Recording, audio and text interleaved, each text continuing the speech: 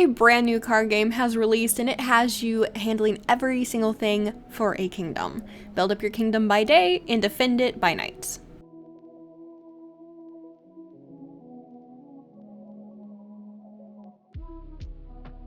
Kingdoms deck is a card-based builder/tower defense game, and it's very interesting. Now, full disclosure, I was given a code for this game, and so I decided to check it out, and I enjoyed it enough to make a review on it. So I don't have to say anything specific. I was given this game code for free, and there was no strings attached to it. So there's a day and night cycle, and in the daytime, you get to choose through sets of cards, picking one or the other, and gathering resources. This is how you will build up your kingdom. You can do anything from getting housing to make sure that all of your villagers that you pick have enough places to sleep. Now, you literally have to pick every single thing in your kingdom. You have to pick your villagers to do work. Click housing to make sure that you have enough places for them to sleep. Make sure that you have plots for farming. Make sure that you can get enough wood and stone. And also, you have to defend your kingdom by night. So make sure to get guardsmen and bowmen. Now, each day you will have a set number of cards, and they will come in pairs. So you have to pick one or the other, or you can skip them. Now, each card does take resources away, so you do have to be kind of wary of what you're spending your resources on. Now, the cards will either cost gold, stone, or wood. But don't worry, all three of these materials are gatherable on your own. You'll just need to get something to produce them, such as a lumber mill or a stone mine. They can come in two forms. The first form you get is a smaller version, and one villager is assigned per station. And the next is a larger one, which can house up to, I believe, 2, sometimes 3. And this goes for everything from the resources physically, like stone, gold, and wood, to farming.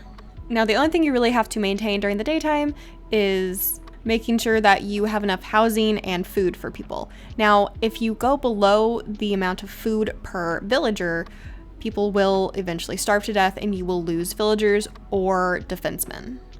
Now, there are special resources that you will get, and these are completely based off of the cards. If you get any spell cards, I highly recommend getting them because these will be useful when we get into the nighttime portion of the game.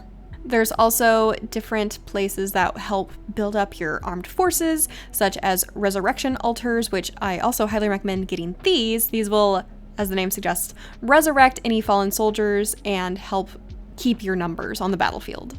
There's also places to train people if you want to, say, roll the odds and try and get another swordsman or bowman.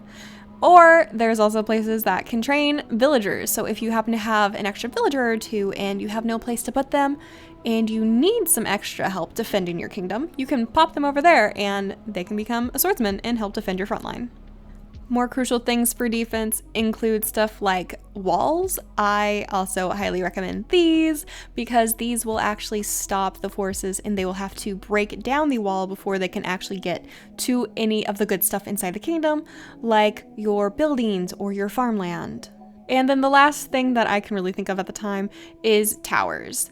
These I always prioritize after getting walls, and these I set up close to the edge of my range, and they act as basically turrets, and they help out by shooting bows or projectiles at any enemy. These are super helpful for whenever you have airborne enemies because they can obviously only be hit by ranged people.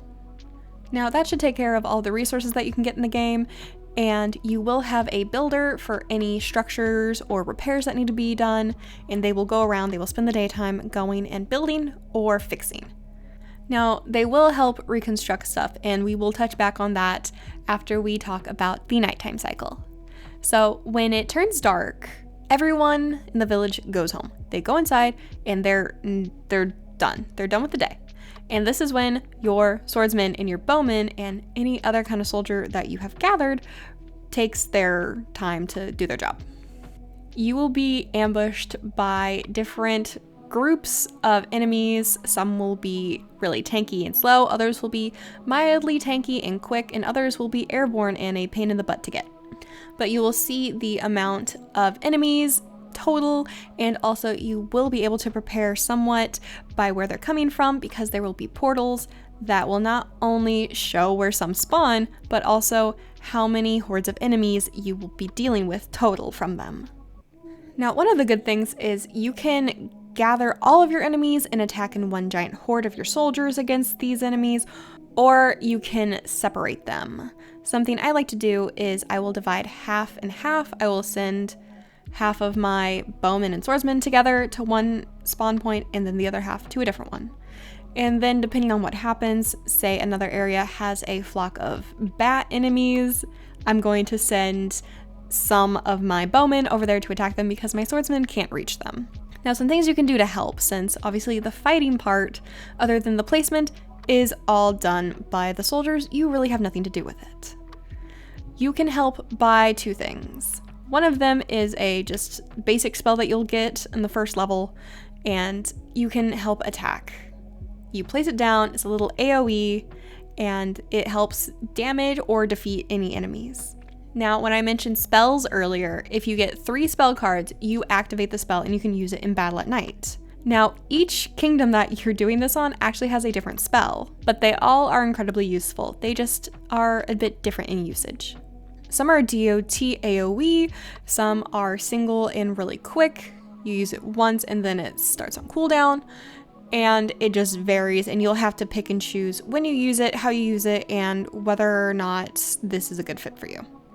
Sadly, you can't pick and choose which spells are in which areas. It's not like you unlock it and then you can use it anywhere. I personally would have really liked that, but yeah, it's 1 spell per section. You gotta rebuild the card each time, but that is basically it for the nighttime. You don't do a whole lot in the nighttime except guide your people. And obviously, the further you get into the game, you'll get more spawn points, you'll get maybe further away spawn points. So you really have to kind of strategize who you're sending where. And of course, the further you get, the more types of soldiers you will unlock. My personal favorite is one that you unlock a little bit further on in the game, and that is the witch. You can also unlock axe users and just a plethora of other types of soldiers, which makes it really fun. And of course, the further you get, you will unlock more things, such as the ability to upgrade your types of soldiers. So the kingdom really does have a symbiotic relationship. The soldiers protect the villagers, and then the villagers get resources to help the soldiers. Now, if something happens and you can't defend your kingdom during the night and some things get broken, don't worry, this is where the builder comes back in. So say you let some monsters in on accident, your troops were spread too thin, and they end up breaking, let's say, a training ground and some of the villagers' plots for farmland. You don't have to rebuy them, you don't have to hope that they come back in your tiles. The builder will come by and rebuild them for you, which is very nice because some games have you needing to rebuy stuff that is broken by enemies. This one, you just need to have a good amount of time in the day. So this also takes away from you being able to quickly build more, say, lumber mills or houses or more farmland. So it is really about a balance. You don't want too much of your stuff to go down, and also be wary because if your main tower, the starting point of each kingdom, goes down, that's game over and you'll have to restart the level or the day. That is one thing that I do enjoy. If you think that you had just a bad start, you can redo the entire time because you fight 10 days and then you unlock the next one. So if you feel like you just had a bad start, you didn't like what you did, you tried something and you didn't like that strategy, you can completely redo it. Or if you feel like, man, if I just had a few different tiles, then I could have done it. I knew if I would have sent these people over here instead of over there, it would have worked. You can just redo that day. So I do like that it gives you a little bit of flexibility there. I do appreciate that. And here comes really the last bit, and that's the modes.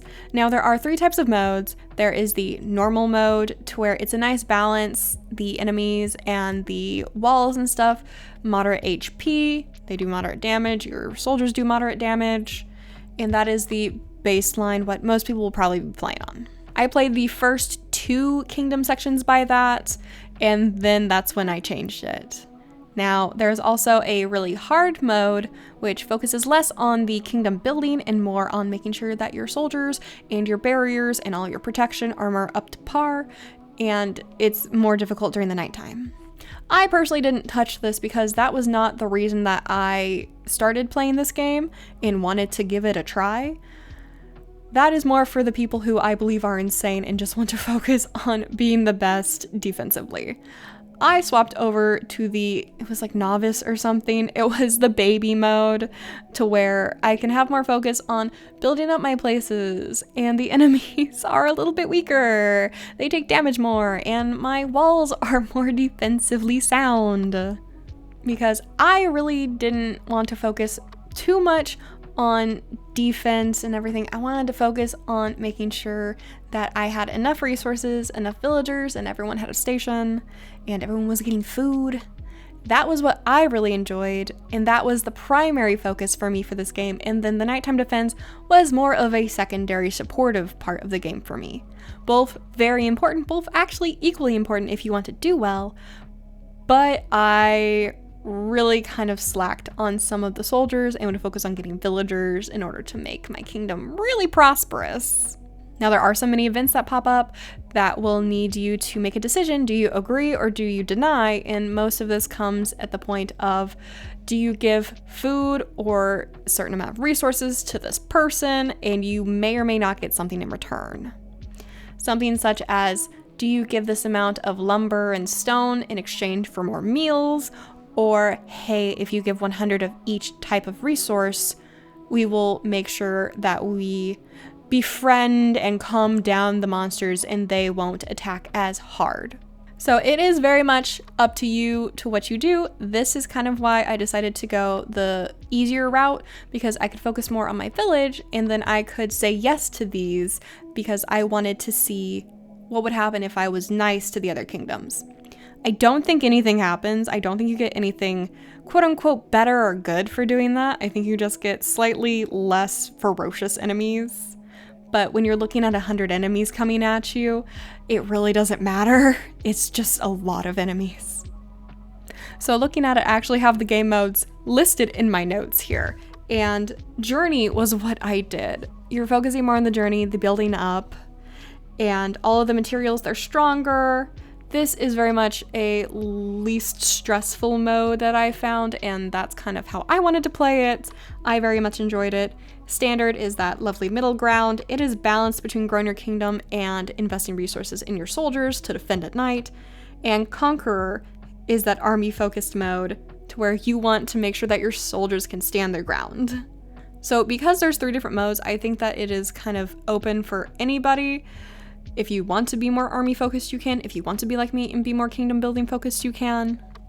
So I do think that it has a good range. I did see some people saying that they didn't like how short the game was. Now, I put in about, I want to say 3 hours, and that was going at not a super focused pace. I had to restart a few times. I wanted to try different strategies at first. I really tried to get through on standard, but just couldn't do it. So I ended up giving up and I wanted to redo everything in the relaxed journey mode and kind of like enjoy myself a bit more. So I have a bit more time than most people. Most people have about between an hour and 2 hours marked on their Steam reviews when I glanced through it. A lot of people said that they wanted more kingdoms. I too kind of wish that we had more kingdoms. I feel like we have about 5 or 6, and that may or may not be counting the tutorial kingdom, which was really confusing. I will admit I wish that there was more tutorials overall for some stuff, because I was confused on some stuff even after doing the tutorial. It just took me a while, but then once I got it, everything clicked and I was fine. But just a little, not hand-holding, but guiding the player in the beginning would be nice. So I did enjoy this game. I'm not sure how much I would recommend it to someone who wants a hardcore game. Definitely not.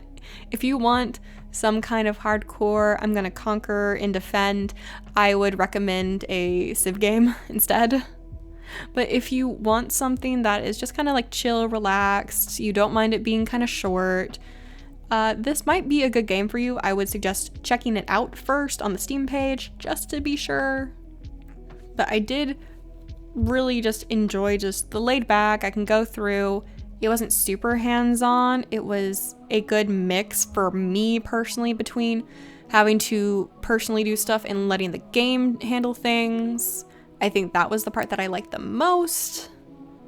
But in the end, I think I gave this a 3.5 out of 5 stars. And yeah, if you want a little baby kingdom builder with some defense aspects, this is good. I do think that this is going to be more of a niche recommendation for people. I don't think that this is a general recommendation game that I would give out for people. Very much something that I suggest go look. I wonder if this has a demo. That would be great if it did. So I just checked to make sure, and there is sadly no demo. If there was, I would be like, you should definitely check out the demo first. But since there's not, check out maybe the Steam page, look at some videos. This is very much, it's a hard sell, but if you enjoy this type of stuff, if you enjoyed what the gameplay looked like for the overlay of this video, maybe give it a shot. Maybe go snag it on a sale. At the time of recording this, it is 25% off, so I would recommend getting it on a sale. It is $7.49. That is US currency. I think that is a decent price for it. If it's back up to 10 bucks, then it's kind of iffy. But I believe that's all I have to say on Kingdom Deck. I did enjoy it for what it was. Don't go in expecting this massive, really in-depth game. It is just a nice little game that you can play on the couch, and you can get some joy from it. But thank you for everyone who showed up. I hope you got something out of this video. Let me know if you did decide to check out Kingdom Deck. And today's question of the week: what kind of city builder games do you enjoy? Do you have any recommendations? But that's going to be it for me for this video. So if you think I did a good job in this video, give me a thumbs up to let me know. And if you want to go the extra mile, hit subscribe so you don't lose me in the sea of YouTube content. We have a bunch of content on the channel if you want to look around and find some more. And I've also been live streaming a bit more often. You can either stay at the same channel and watch me here, or if you want to watch me over on Twitch, feel free to do that. There's links for everything below. Bye guys.